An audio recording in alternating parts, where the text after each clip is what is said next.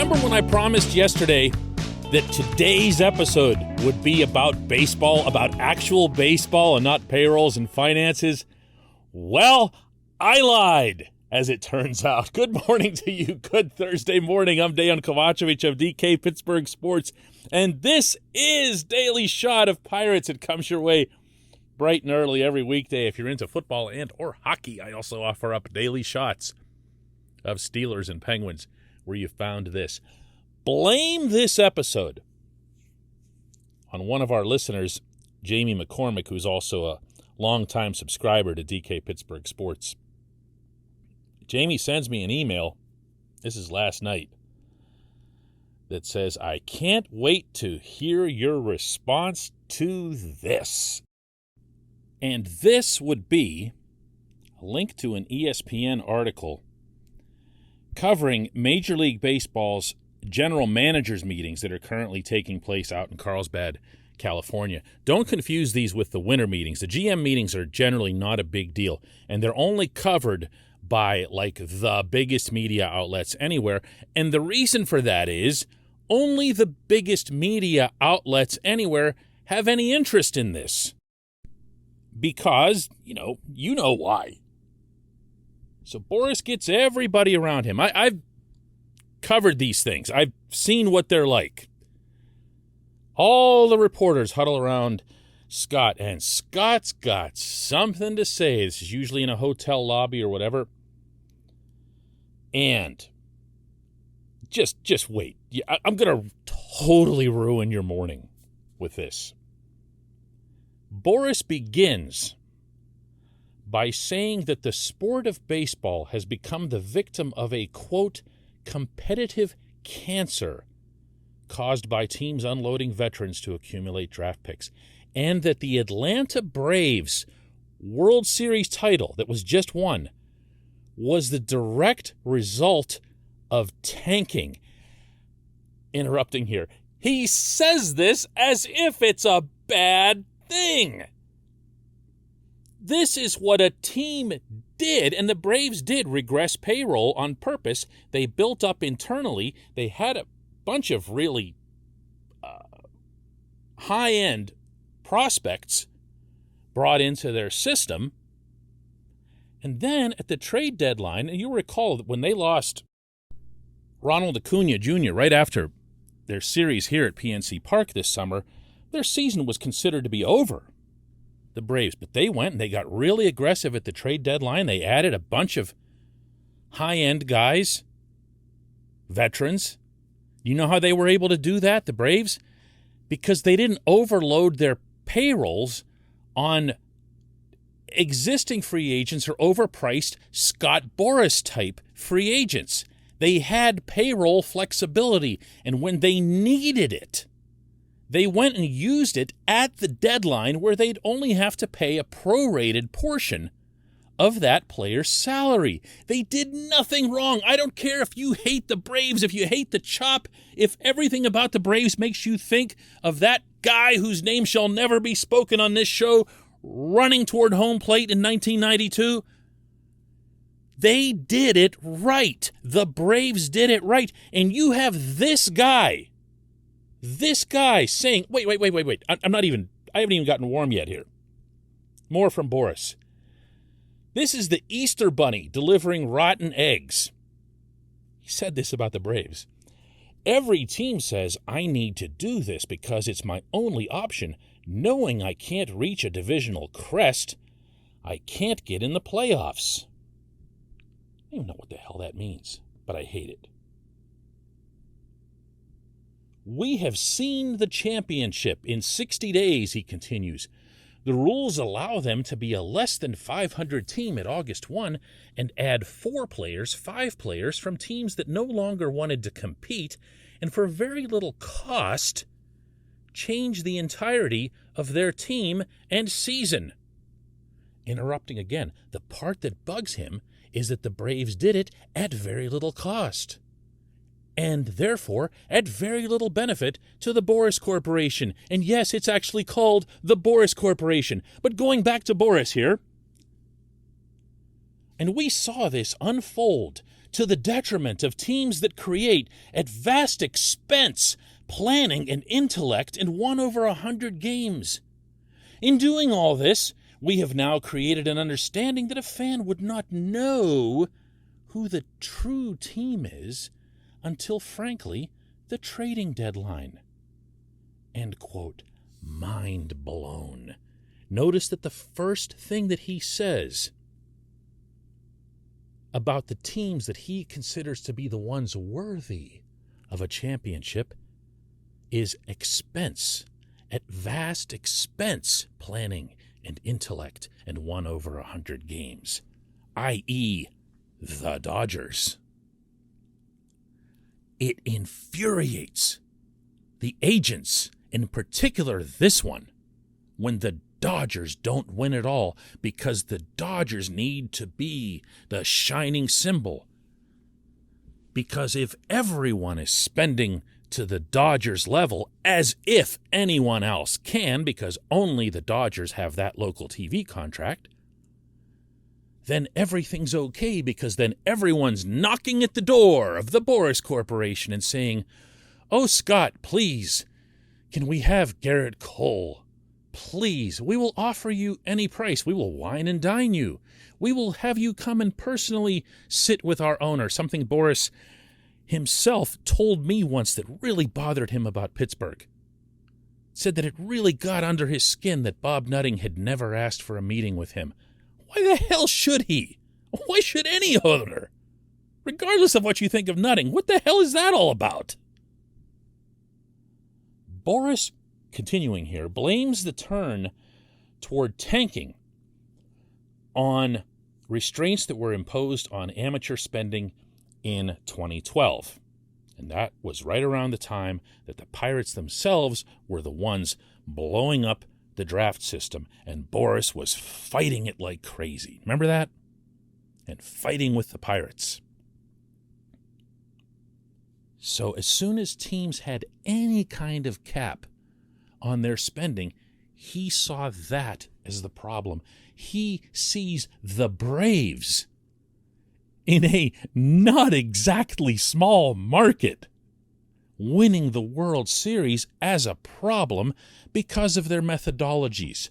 He sees the Rays competing in the AL East as a problem because they're starting to become the standard bearer for teams like the Pirates and now a whole lot of others, including the A's and the Reds and other teams that are whacking their payrolls down and doing the same thing.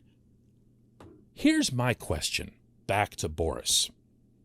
What did you think was going to happen?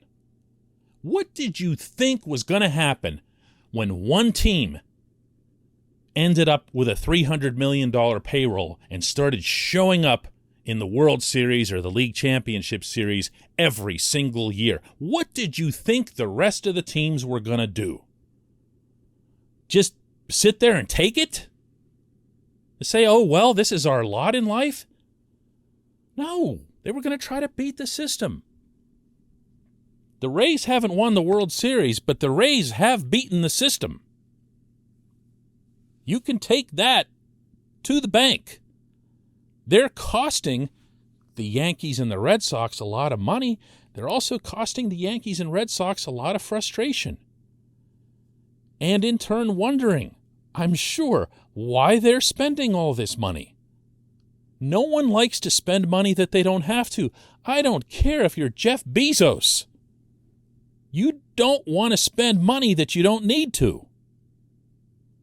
Things are changing, and it's rendering this particular individual moot, and that's what's bothering him.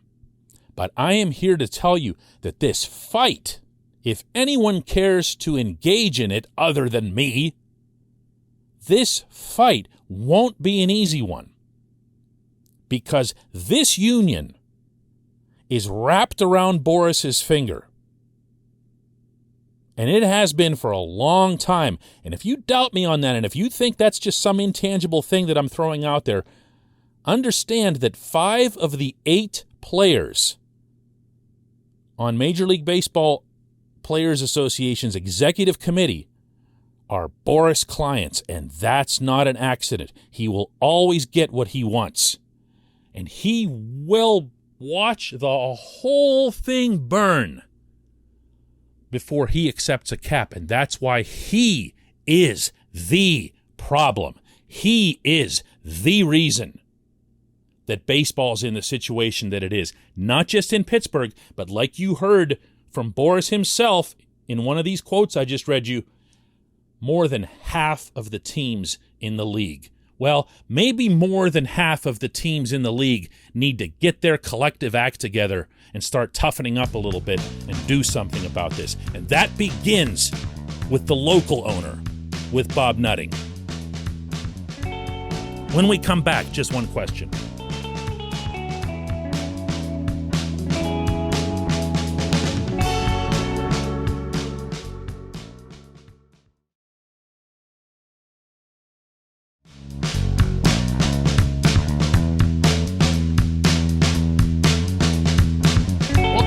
Time for just one question, and that is brought to you always by North Shore Tavern, directly across Federal Street from PNC Park, home of Steak on a Stone, home of a dedicated, proud, small Pittsburgh business. I say that in the fondest possible way because I know Mike Zukic's backstory in having opened up Mike's Beer Bar, which is right next door, and then because of the success of Mike's adding North Shore Tavern on with a different look, a different feel, but all of the same processes. I can give you all kinds of phraseology and everything else for why you should go down to North Shore Tavern, and all of them would be accurate, but there are times when I just want to step back and share with you that this is a proud business, owned and operated right down there by himself every day, a proud individual. Check out North Shore Tavern directly across Federal Street from PNC Park.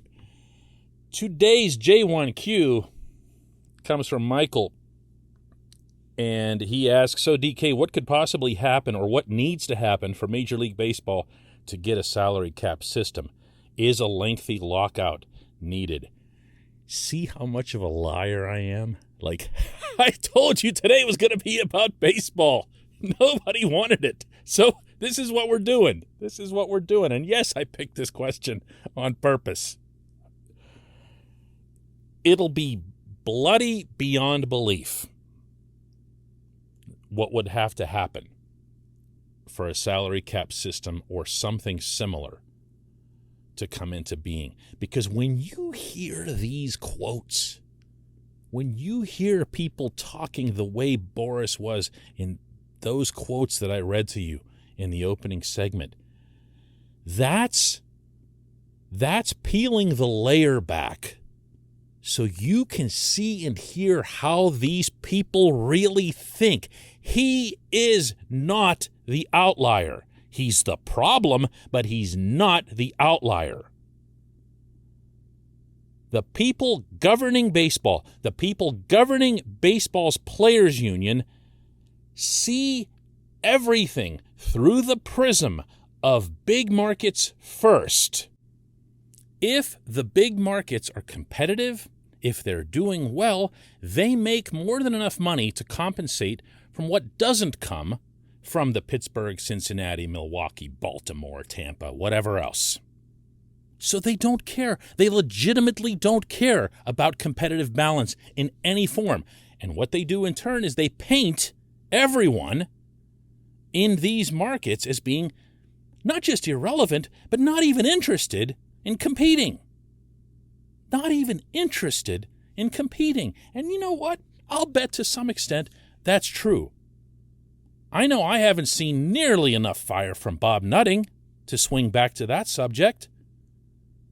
But this is where I want to see it. This is where I want to see it. You know, if he adds to the payroll, I've been calling for a $70 million payroll, $20 million increase, and almost everybody will base what they think about Bob Nutting in 2022 on that one thing. Not me. Not me. I want to see blood and fire. If you get right down to it, if you look at baseball's economic system being as screwy as it is, and you look at I was going to say criticism. It's not criticism. It's outright hatred that happens in this market toward the owner of the Pittsburgh Pirates.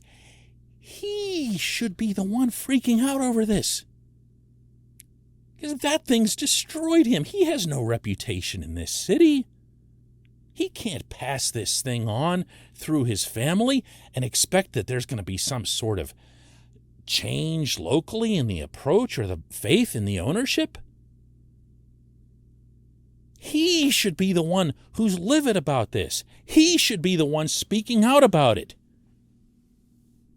He should be the one taking significant action. I mean, I've heard people suggest, that when the Yankees come to town in 2022, assuming there is a season next year, that the Pirates should just lock them out. Lock them out. Tell them to stay outside. You can't have a game tonight. All that money that you're collecting tonight from the Yes Network, all that money that you're collecting that we don't see a penny of, while you just dump all over us, you can't get it if you can't play a game. And you know what? You can't play a game if you can't play us tonight. So stay outside. Stay outside. And if you don't like this, you and the Dodgers and the Red Sox and a couple other teams are free to go form your own freaking league and see how that works. Ask the soccer teams in Europe that just tried it. Who gets me started on this subject? This is not morning material. Nobody wants somebody yelling at them in the mornings, right? Tomorrow, for real, for sure, I swear, baseball.